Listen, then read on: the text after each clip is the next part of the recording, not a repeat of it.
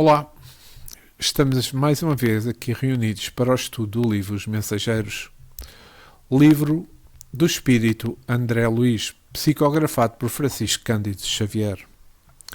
Hoje vamos estudar o capítulo 20, Defesas contra o Mal. Mas antes,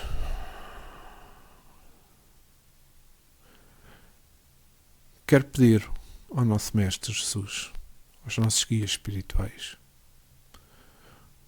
aos mentores que ajudam-nos neste trabalho, para que tenhamos paz e discernimento neste momento em que vamos iniciar o estudo, e discernimento sobretudo, para que possamos compreender de uma forma clara o que se passa na vida espiritual.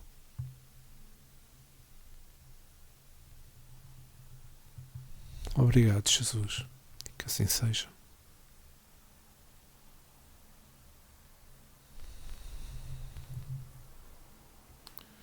Vamos então dar início ao estudo.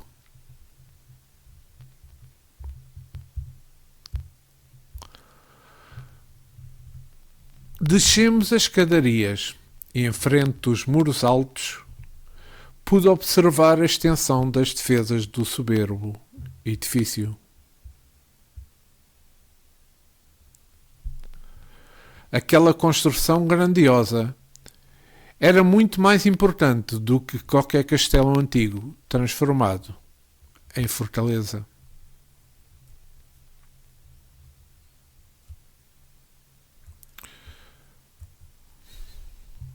Novamente, no exterior, podia detalhar a visão panorâmica com mais exatidão.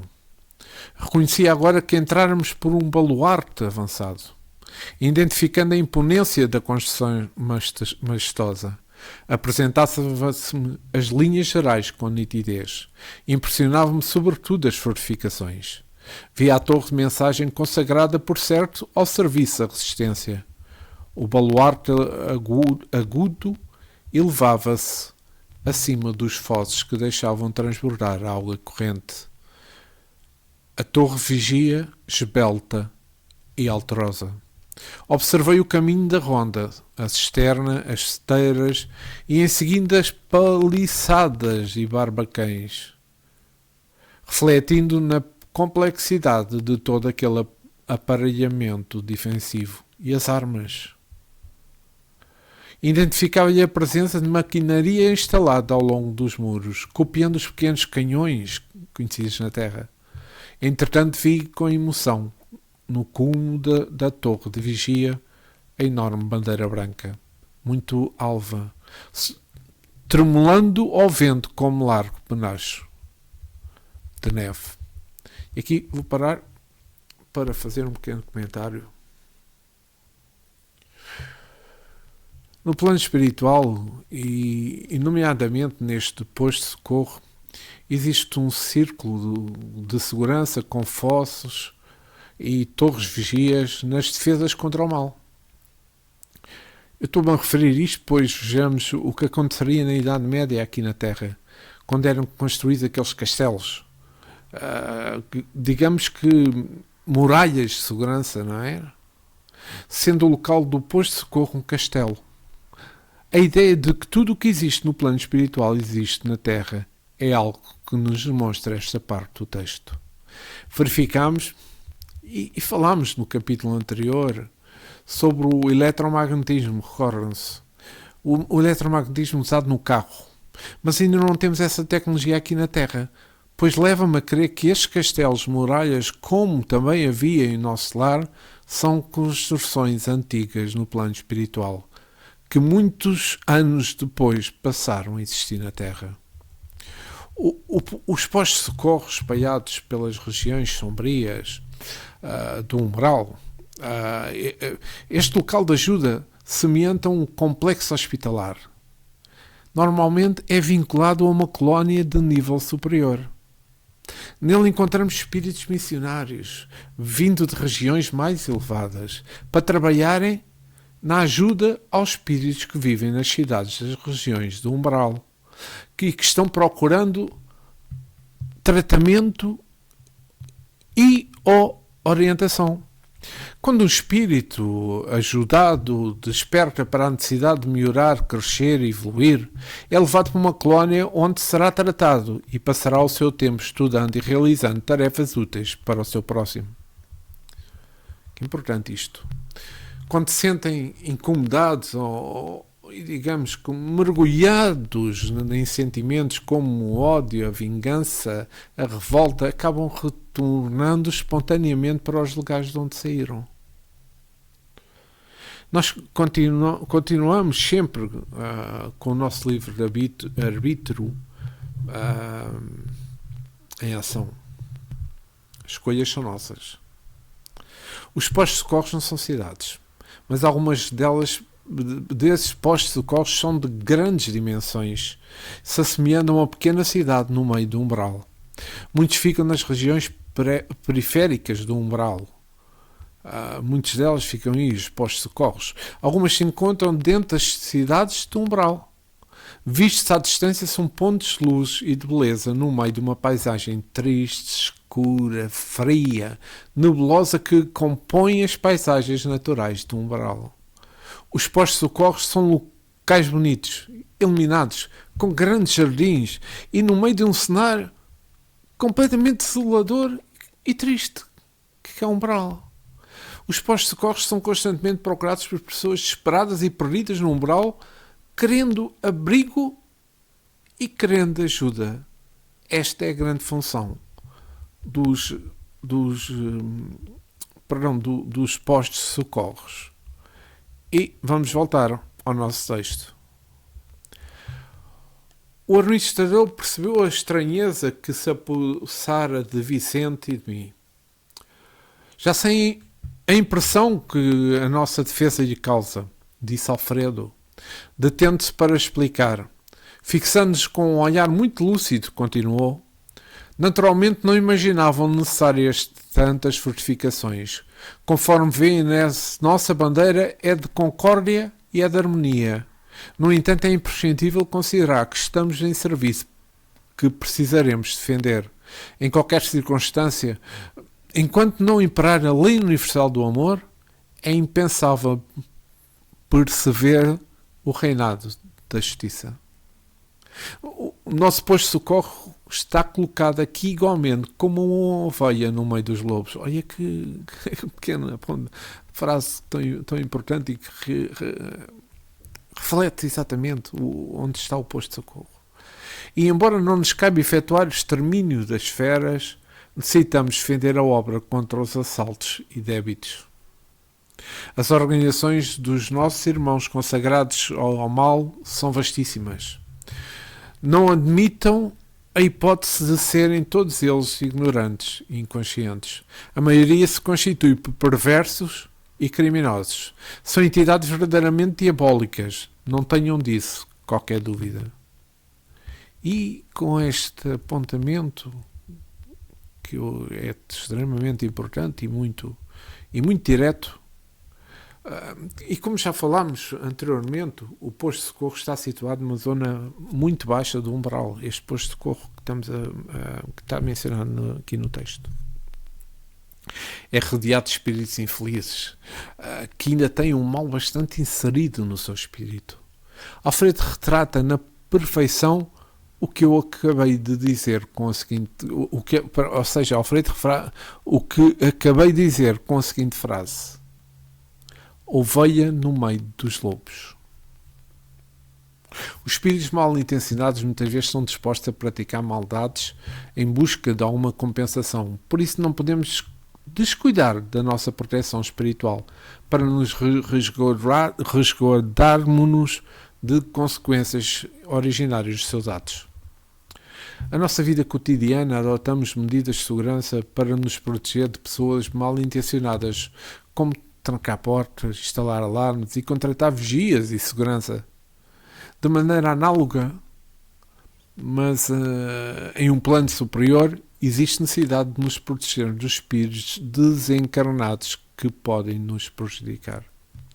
Essa proteção, contudo, difere significativamente dos métodos convencionais. Ela se baseia numa sintonia com os bons espíritos, alcançando por meio do amor, em ação, também conhecido como a caridade, e pela prática da oração. Lembremos que Alfredo, no capítulo anterior, sugere a André Luiz e a Vicente que ajudem na oração. Recordam-se? Falámos nisto no capítulo 19. Então, vamos passar à leitura do texto.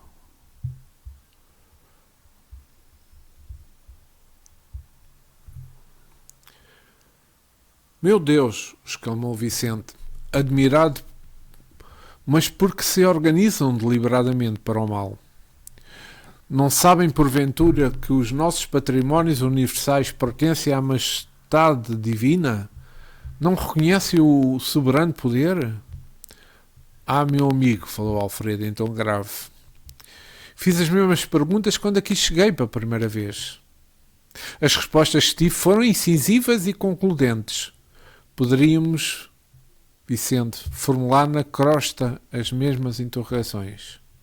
Os criminosos que fazem as vítimas das guerras, os exploradores da economia popular, os avarentos misérrimos, os sedentes de injustificado predomínio e os vaidosos cheios de fatuidade sabem, tão bem quanto os nossos adversários aqui, que tudo pertence a Deus. E que o homem é um simples usufrutário dos divinos bens. Não ignoram que os antepassados foram chamados à verdade e às contas da morte, e eles seguiram os mesmos caminhos. Entretanto, atormentam-se na crosta como verdadeiros loucos, amontoando possibilidades para a ruína e abusando das oportunidades mais santas. Aqui é extremamente direto Alfredo a falar, e ainda bem, para nós também termos os conhecimentos do que se passa, não é? Alfredo menciona diferentes naturezas de espíritos que se dedicam ao mal. Recordam-se o que ele disse? Isto leva-me a crer que estes espíritos levam como que avisos sobre estarem a usufruir dos bens divinos. Sabem que é errado, mas continuam a errar. Também temos entre nós espíritos assim, com conhecimento da doutrina, evangelho, e que fazem desorientação aos outros em lutas de poder, ignorância e, sobretudo, em conhecimento que tudo aqui acaba na hora de desencarnarem. Mas, como menciona Alfredo, atormentam-se como verdadeiros loucos. Pode dizer-se que o mal é a ausência do bem, como o frio é a ausência do calor. O mal é um atributo distinto, tanto quanto o frio não é um fluido especial. Um é o negativo do outro. Dá para entender o que eu tento dizer? E aí, onde o bem não existe, existe forçosamente o mal. Não fazer o mal já é um começo do bem. Deus não quer senão o bem. Apenas do homem vem o mal. Temos que entender isto, que é a realidade, não é? Se houvesse na criação um ser predisposto ao mal, ninguém o poderia evitar. Mas sendo o homem ele mesmo a causa do mal, e tendo ao mesmo tempo o seu livre-arbítrio e por guia das leis divinas, ele o evitará quando quiser. Lucas, no capítulo 12, versículo 13, escreveu: Louco, esta noite pedirão a tua alma, e o que tens preparado, para quem será? Assim é aquele que para si ajunta tesouros e não é rico para com Deus. É que Alfredo explica que são espíritos totalmente fora da realidade que se encontram, por haverem fixado essas questões inferiores enquanto eram encarnados. Porque, como nós sabemos, quando nós, como se diz aqui na Terra, morremos, nós vamos ser exatamente iguais do que há-nos aqui na Terra, no plano espiritual.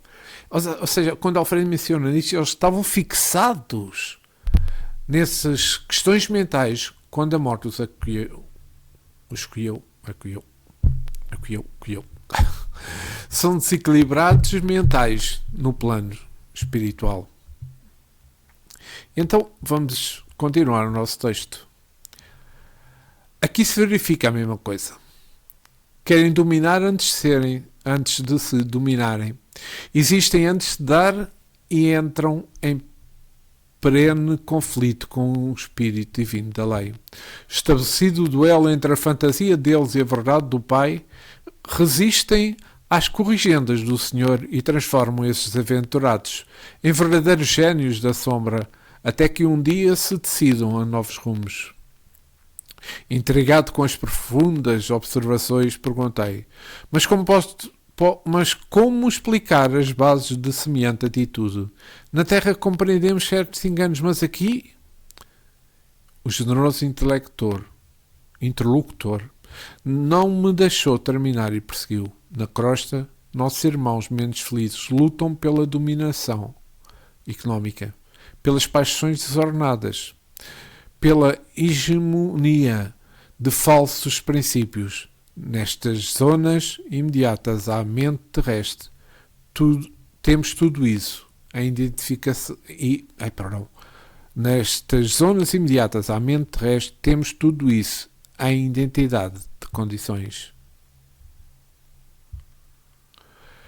Entre as entidades perversas e ignorantes, há cooperativas para o mal, sistemas económicos de natureza feudalista, baixa exploração de certas forças da natureza, vaidade tirânicas, difusão de mentiras, escravidão dos que se enfraquecem pela invigilância, doloroso cativeiro dos espíritos falidos e imprevidentes, paixões talvez desordenadas que as da terra, inquietações sentimentais, terríveis desequilíbrios da mente, angustiosos desvios do sentimento.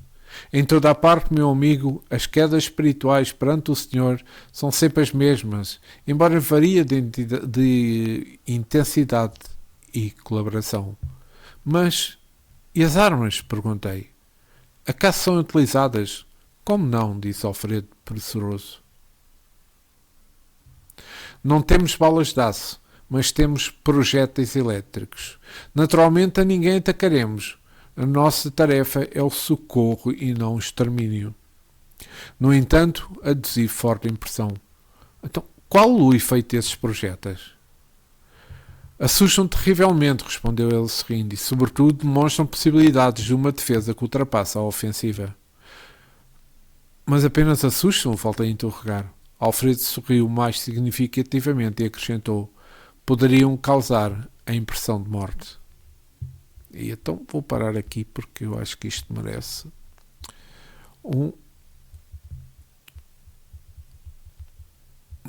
que faça um comentário. Fechamos. Nesta parte do texto, André Luiz questiona sobre as ferramentas que ele viu nas muralhas, como identificou o tipo de canhões, como ele disse.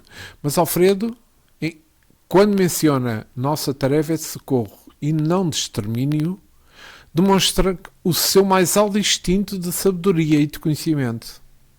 Como foi mencionado no texto, a bandeira da paz estava junto aos mecanismos de defesa. Se verificarmos estes espíritos maldosos, têm uma grande desorientação. Daí os projéteis elétricos causarem vibrações de medo profundo, quase morte, como menciona Alfredo. Com estes espíritos que tentam atacar o posto de socorro, encontram-se tão materializados que essas vibrações podem causar a sensação de morte. Como sabemos pelo Evangelho segundo o Espiritismo, os espíritos vão se desmaterializando com a evolução. E está escrito no Evangelho segundo o Espiritismo, no capítulo 4, ninguém poderá ver o reino de Deus se não nascer de novo. Isto está nas instruções dos espíritos, limites da encarnação. Vejamos que quais os limites. Isto é do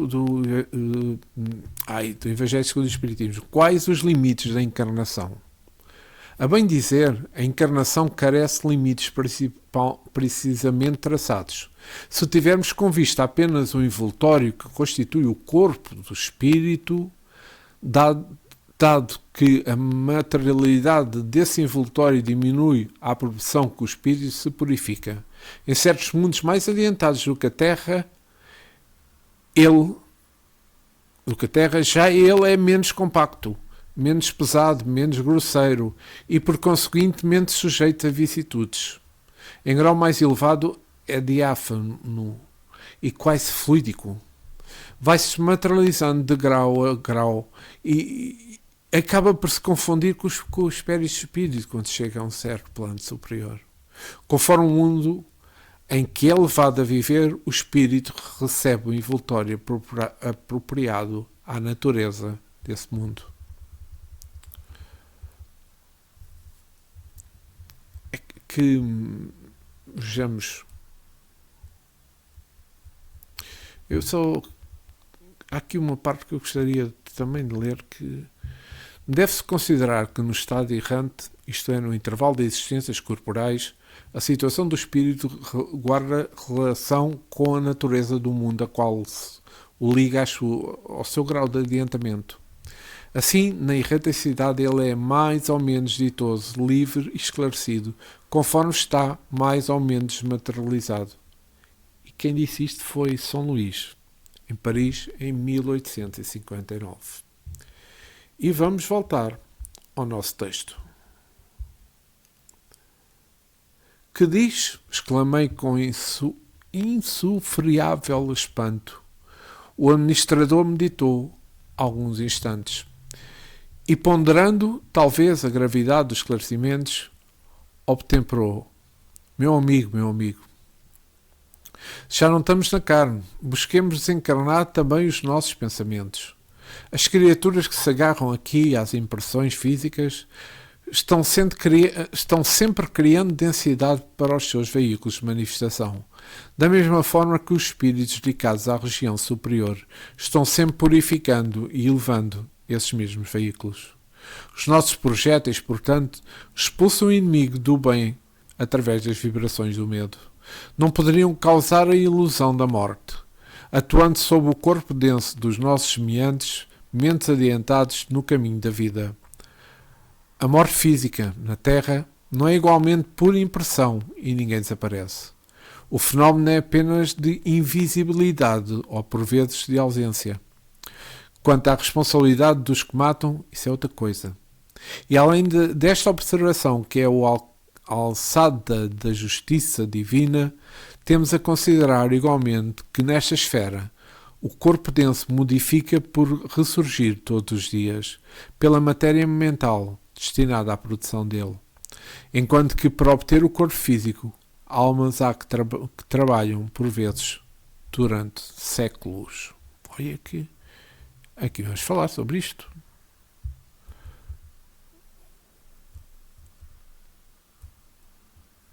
Muitos irmãos, ao desencarnarem, têm dificuldade para acreditar que fizeram essa passagem. Ou seja, como se diz aqui na Terra, que já estão mortos. O corpo espiritual que lhes parece, digamos, com o corpo físico, eles sentem as mesmas necessidades fisiológicas que tinham quando se encontravam na Terra. Sabemos que quando mais ligado à matéria é um espírito, mais materializado é o superespírito. Portanto, ele guarda as impressões do corpo físico e age como se o tivesse ainda. Para entender isto, basta se lembrar que o corpo mental é quem molda o corpo espiritual. Logo, se um irmão desencarnado acha que levou um tiro e espera ver sangue escorrer, ele o verá. Ele inconscientemente movimenta os fluidos do seu pensamento. Mateus, no capítulo 5, do versículo 39 ao 42, ele menciona: mas eu digo, não resistam ao perverso. Se alguém o ferir na face direita, ofereça-lhe também a outra. E se alguém quiser processar você e tirar a sua túnica, deixe que leve também a sua capa. Se alguém o forçar a caminhar com ele 1 milha, vá com ele 2.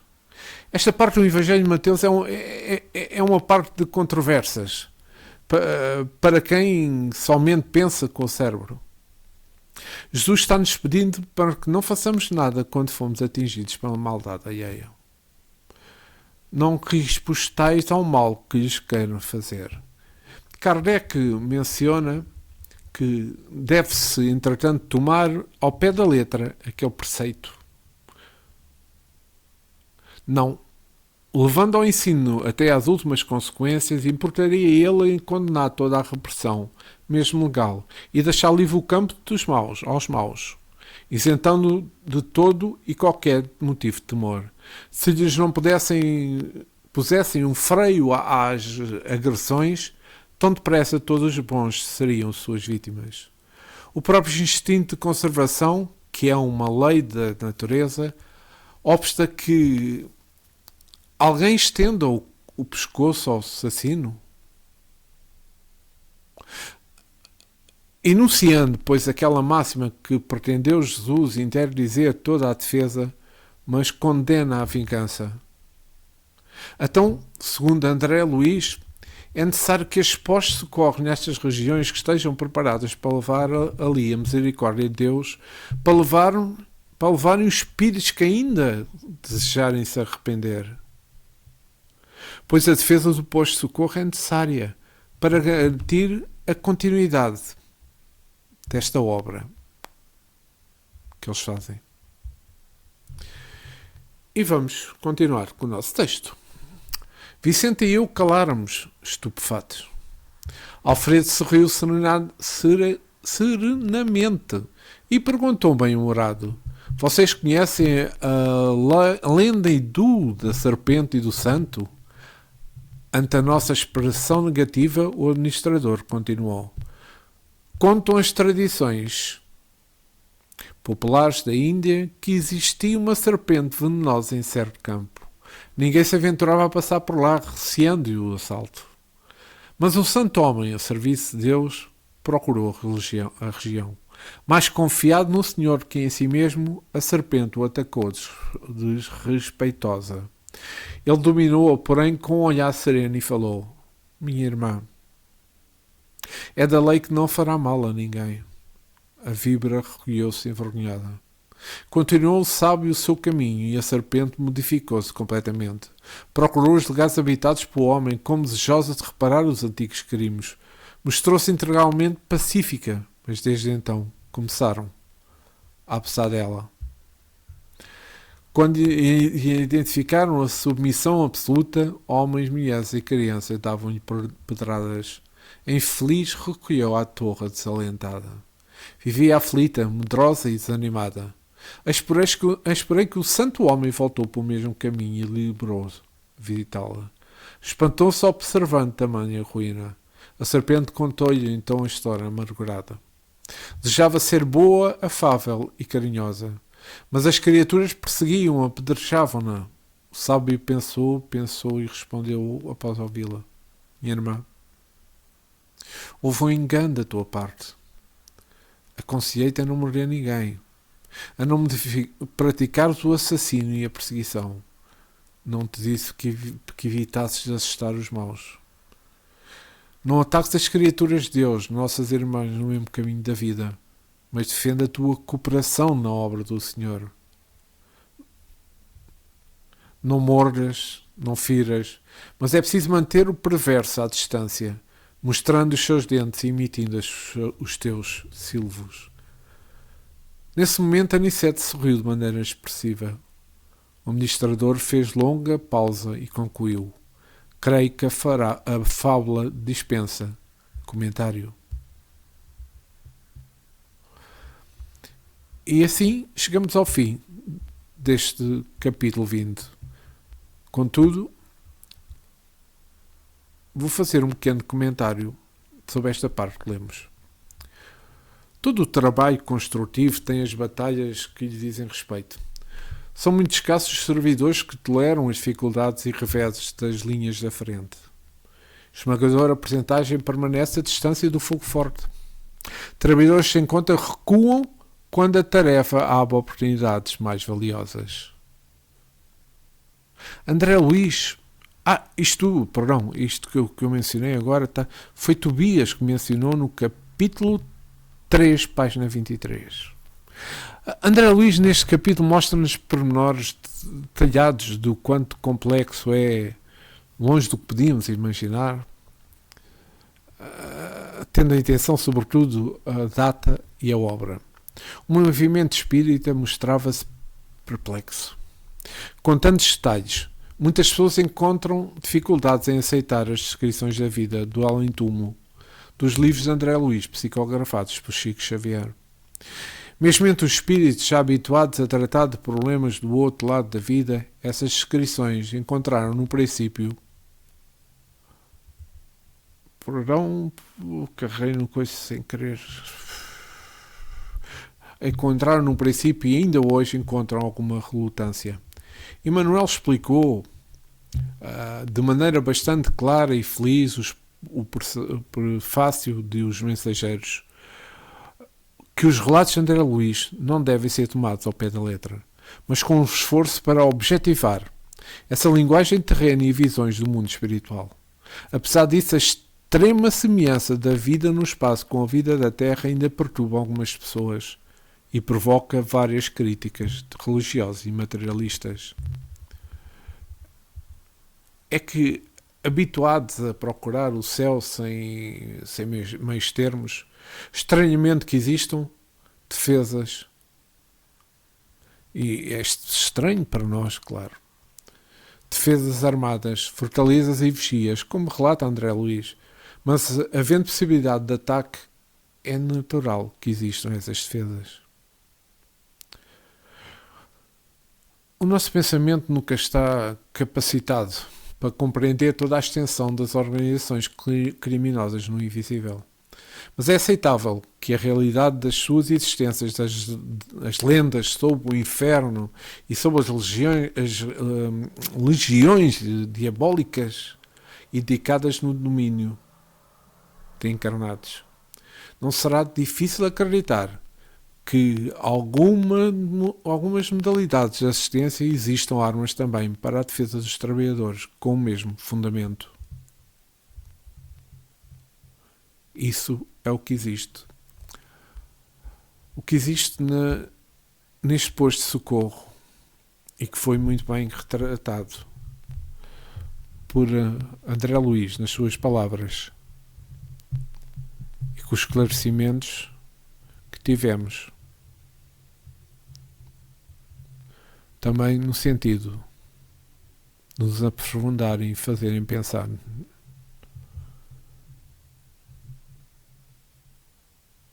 que o mal é simplesmente a existência de bem. Quando o mal começar a não existir, o bem começa a surgir. E que nós temos o livre-arbítrio para fazer a escolha. Depende tudo de nós. Mas antes de finalizar,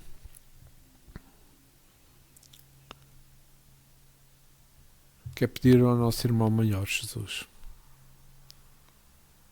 agradecer sobretudo por este momento que tivemos de paz, de esclarecimento, no estudo do capítulo 20 desta obra, Os Mensageiros, de André Luiz, psicografado por Francisco Cândido Xavier.